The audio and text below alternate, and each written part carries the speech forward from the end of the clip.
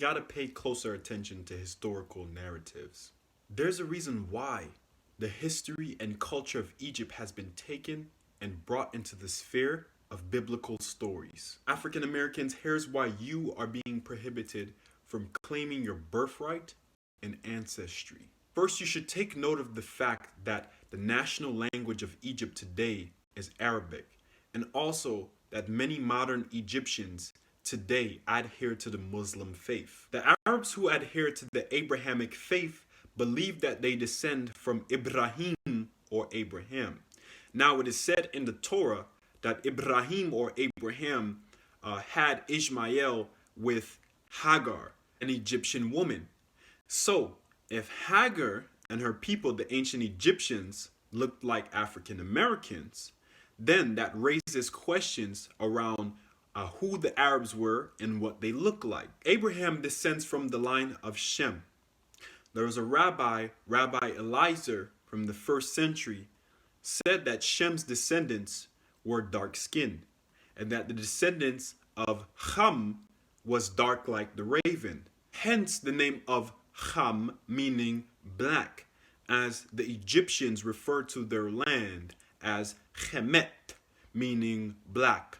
Ham and Chem is the same. They have the same root. Also, if we take a look at the Elamites, Elam was a descendant of Shem, we find that they were dark-skinned and they had curly hair. According to the Greek historian Herodotus, the Egyptians believed that the Colchians descended from the army of Sesostris, and that he said his own conjectures of their common origin, the Colchians and the Egyptians, came from the fact that the Egyptians had woolly hair and dark skin.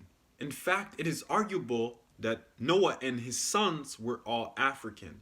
Remember, Lamech cried to his father Enoch because he believed that Noah was a descendant of the Watchers because of his appearance. They said he was all white, he was pale in appearance, his hair was pale, and his eyes was red. This is the description of someone who has albinism. And the most cases of albinism in the world traces back to Africa. Actually, the first inhabitants of Europe was Africans. This is common knowledge. In Irish mythology, it is said that the Fomorians were the original inhabitants of Ireland. It said that they were sea raiders. They were like pirates and they had black skin. It's in their mythology. And then we have civilizations like the Etruscans and the Minoans, and you can see the African influence in these civilizations. It wasn't until the Greek and Aryan people started migrating west into Europe and driving out the original African inhabitants because they were barbaric. When I say barbaric, I mean they were warlike and uncivilized people. All of this being acknowledged, understand now that this is not a matter of truth. If it was, we would be given proper acknowledgement and the rights to claim our ancestry and our land. But the people behind these ideologies, they are willing to go to far extents to their self-accredited culture, land, and ancestry. To be honest, one just has to research the Natufian skulls, a group of skulls which they found in a cave in Israel. And when they did DNA tests on these skulls, they found that there was farmers in East Africa, the world's first farmers and cultivators of rye and whatnot. They found that a group of these people, right, who they classify under the Y-DNA EP2, right, which is the ancestor to the Y-DNA E1B1A, which is the classification of sub-Saharan and West African descendants.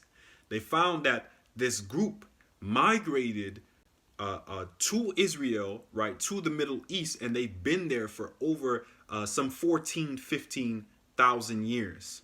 So our ancestors was the first to settle and to create bring civilization, bring religion, bring culture, bring farming to the East, and then they started to mix with the certain Central Asian ethnic groups, and that is how we start to find the curly hair of the Shemites become more wavy and their skin